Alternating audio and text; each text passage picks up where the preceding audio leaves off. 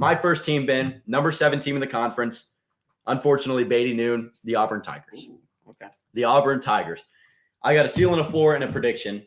And at the family Thanksgiving, right? At the family Thanksgiving, I was telling everyone I said Tennessee was going to go 10-2, right? I had ceiling 10-2, prediction 9-3, floor 6-6 or something. So I was telling my uncle, I had us going 10-2, and my actual prediction was 9-3. So I'll go ahead and just pronounce these so I can go back, listen to it, and if I need to prove myself right again, I can. Ceiling for Auburn 8-4. Ceiling for Auburn 8-4. Wow. Floor for Auburn 3-9. Okay, 3-9. That's fine. Prediction for Auburn 5-7. 5-7. That is, yeah. Here are the wins. You get a win over UMass. You get a win over Cal. You get a win over Samford. You get a win over Vandy. You get a win over New Mexico State. Those are your 5 wins. When I look at my thing, it looks quite similar to your wins and losses, like the exact same wins and losses. When you go to losses, you look at Georgia, you look at A&M, look at LSU, you look at Ole Miss, you look at Arkansas, look at Alabama, look at Mississippi State. Right. Now, I also threw on here 3 toss-ups, 2 to 3 toss-ups per team, just because, look, a lot of these games, like I said, the SEC West is going to be super competitive, right? And especially a new coach, new quarterback. We don't know what Auburn's going to look like. So I put on 3 toss-up games. Did you already see them? No. What do you think my 3 toss-up games are for Vanderbilt this year? Mississippi State. Yep. That's number 1. Probably no, that should be for the Arkansas. No. I have Arkansas as a sure loss for Auburn. A&M then. Yes, A&M. A&M's a toss-up. It's either Cal or Vandy. Yeah, Vandy. I have Miss State, Vandy, and A&M as a toss-up games for Auburn. That's fair. Because here's the thing, right? We know more about Vandy's team than we do about Auburn right now. So if we're going off, we're looking at, rosters and we're looking at the schedules and stuff. We know A.J. Swan's a dog. We know Will Shepard's a dog. We know they've got some great guys through the portal in the secondary. Yes, it's Auburn, great portal, great portal class. I'll get to that in a second. But we know more about Vanderbilt. I still think they win that game, probably going away. But, hey, Mississippi State, Texas A&M, 2 teams to maybe keep an eye out for them on the schedule. Number 1 headline on this team is definitely Hugh Freeze for me, Ben. Definitely Hugh Freeze. Mm-hmm. Number 3 overall transfer portal class. That's only behind LSU, only behind Colorado. They got a new quarterback and Peyton Thorne. So it's going to be a huge prove-it year for Hugh Freeze to come out and try and prove to the college football landscape that he is an SEC coach, right? He proved it at Ole Miss and then kind of got off the field things mixed up, but he got a bunch of wins vacated. You know that? Yeah, he got tons. So did LSU. So did LSU. They got 30 wins vacated. That's crazy. Yeah, that is wild.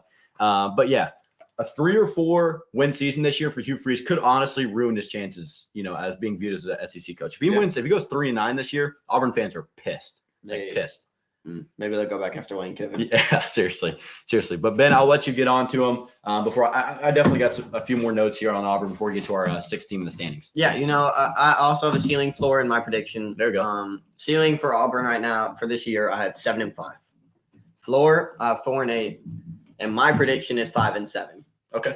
Similar to you. Yep. Wins against UMass, Cal, Samford, Vandy, and New Mexico State. Yep. Lost to Georgia, A&M, LSU, Ole Miss, Miss State, Arkansas, and Bama. Mm-hmm. So games that I think they have sure wins on their schedule. Vandy, I think, is the only for sure win that I would have on my list at the toss-up. They could maybe beat one of these other SEC teams on here. Miss State, I think, is a toss-up for sure. Mm-hmm. But the key player for me, I would say, is Jarquez Hunter. 668 yards, 7 touchdowns under Tank Bigsby last year.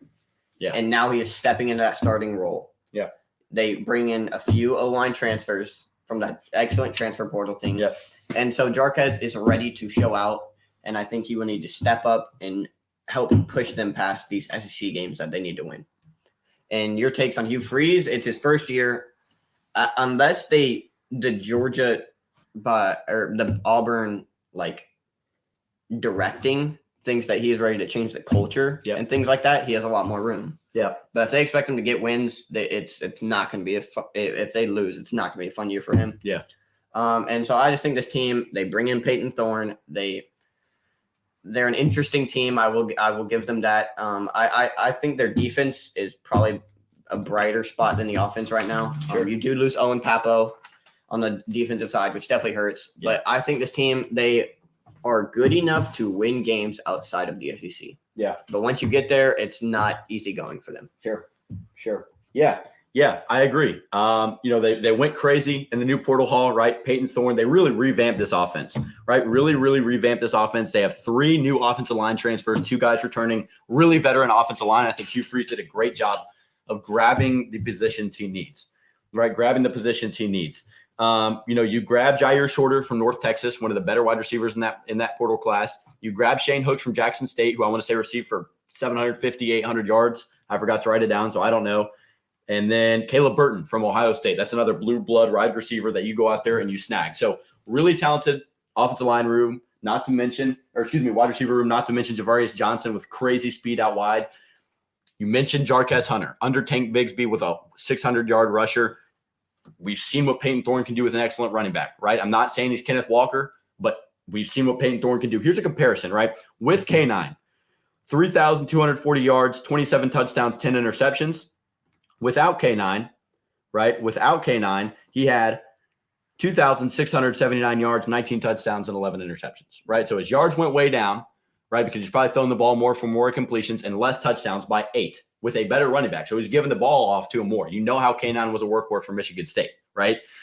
You've got a really good running back in Jarquez Hunter, great receivers, as I said, great offensive line. Everything's kind of filling out for Auburn. It's just you're just not as talented as some of the teams out here, right? I think Mississippi State's going to beat you because they honestly just have a better scheme than you. They've got guys who have been there for much longer than your guys have. But the last guy I want to mention on this Auburn offense, Ben, is Rivaldo Fairweather, the transfer from FIU, right? The transfer from FIU, 28 receptions, 426 yards, 3 touchdowns, 6'5", 245, absolute beast, has the makings to be an all-SEC tight end, right? Transfers in from FIU, where he got decent amount of touches, right? Decent amount of touches, but he guys out there to help him, right? So he doesn't have to receive everything. He can help block. He's going to be utilized in a good way, I believe. So I really like this offense. It's not great, right? It's not as talented as some of the offenses we're going to touch on tonight, but it's not bad at all. Hugh Freeze did an excellent job kind of making up for the lack of talent in the portal. And I think that's a huge part of today's game. There's just no doubt about it. So like what Hugh Freeze did there. Next, their defense, right? Next is their defense. And here's kind of where I see, this team kind of taking a turn in the poopy side, like just not being as good is what I meant to say. I kind of just couldn't think of a word. The entire secondary for Auburn returns. That is a good thing, right? Pretty solid group. Jalen Simpson, Zion Puckett, etc. Actually know a guy named Zion Puckett. So when I was looking at the roster, I was like, what the heck is going on? Yeah. Didn't know this guy went D1. Can Hugh Freeze produce NFL DBs, right? Ron Roberts, while doing my research, doing my due diligence, this guy produces NFL DBs, right? 10 plus NFL DBs have come from Ron Roberts. He's done an excellent job producing those guys. We know Auburn had, Roger McCreary, Smoke Monday, all those guys go off to the league. So if they can have a good secondary, they might be fine, right? Like Ben said, you lose Owen Papo, which sucks. You gave up 30 points per game last year. So really, the ceiling is pretty low right now for the Auburn defense. As long as you can keep teams within, 25 points, honestly, this year, I think Ron Roberts is doing the right thing. I think he's a pretty good defensive coordinator. So if this defense can be good, the offense doesn't even have to be that great for this team to be solid. I just see a 5-7 team written all over them, Ben. Yeah, it's really like I was saying, once you get into SEC play, this team might not be able to compare to other teams in the SEC, and that really hurts them. Yeah. So I would say 5-7 is pretty reasonable for them. Yeah. Revamp front 7 for Auburn. DeMario Tolan from LSU, Justin Rogers, Austin Keys, all these guys up front on defense. We'll see what they do. But look, here are my expectations for them. Show significant improvement from the Harsin era, and that might not mean go out and win 8-9 games, right? But that just is a changing culture. Peyton Thorne goes out, has a pretty good year. Hugh Freeze has a pretty good recruiting class this offseason. But you got to develop and handle the talent the right way. Hugh Freeze has got to show that he's able to develop and handle the amount of talent he has right now and use it in a productive way. And a bowl game would be ideal, right? 6-6, 7-5, moving the right direction.